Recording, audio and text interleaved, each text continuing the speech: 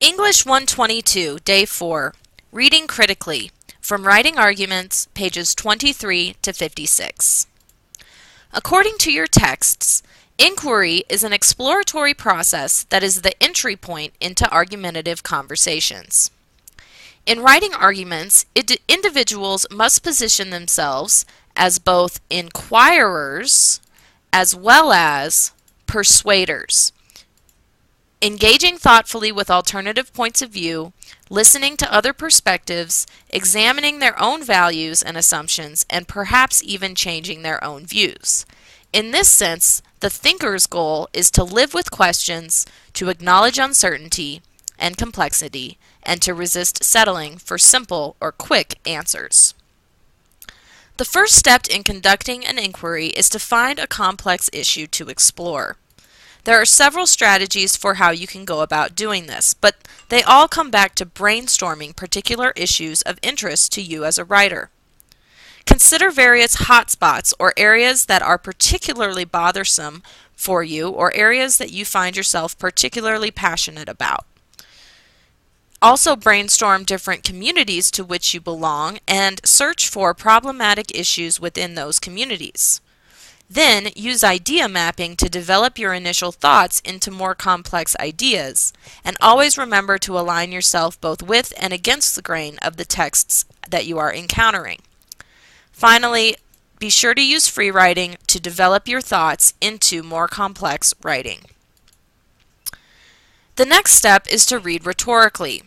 Placing texts within their proper rhetorical contexts is a preliminary step before you begin reading.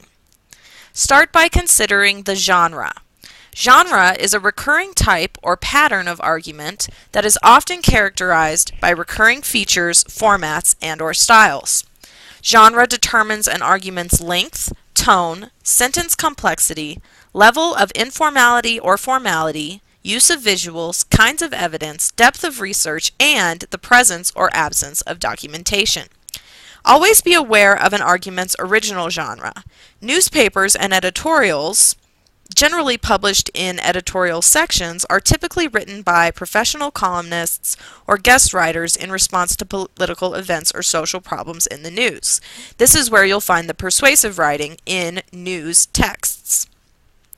Also consider the genre of each text. Consider the cultural and social climate into which the argument is being presented. Also consider the affiliations of the publication in which the argument appears. Don't forget to consider audience.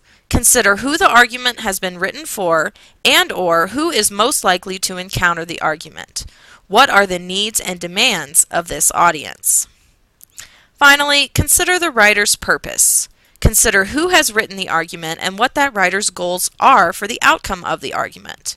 Consider how the writer is spurred by a motivating occasion that calls for the argument to evoke a certain result. Once you've read rhetorically, read to believe and doubt the argument's claims. Start by reading to believe the argument's claims, and then move on to doubting them. Begin with what's known as empathetic listening, which requires that you see the world through the author's eyes, temporarily adopting the author's beliefs and values and suspending your skepticism and biases long enough to hear what the author is saying. A summary presents only the text's major points and eliminates supporting details to provide a concise, objective account of the argument.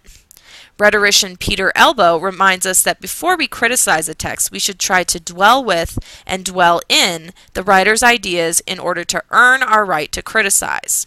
So you must dwell in the author's ideas, find places in the text that resonate positively for you, look for values and beliefs you hold in common with the writer, and search for personal experiences and values that affirm the argument. Believing takes you into the views of others so that you can expand your views and perhaps see them differently or even modify or change them. Next, move on to doubting the argument. Turn your mental energies toward raising objections, asking questions, expressing skepticism, and withholding your assent. As you do so, question the writer's logic, the writer's evidence and assumptions, and the writer's strategies for developing the argument. Think about what is in the argument as well as what is not in the argument, and articulate what is bothering you about the argument. Demand proof, doubt the evidence, and challenge the author's assumptions. Doubting helps protect you from being overcome by others' arguments and teaches you to consider and weigh points carefully. From believing and doubting, you can move on to thinking dialectically. Be sure to think dialectically whenever approaching an argument about an issue that you are concerned about. The term dialectic is associated with the German philosopher Georg Wilhelm Friedrich Hegel, who postulated that each thesis prompts an opposing antithesis, and that the conflict between these views can lead thinkers to form a new claim, which is a synthesis, incorporating different aspects of both views. Dialectic thinking means playing ideas against each other, creating a tension that forces you to keep understanding your perspective.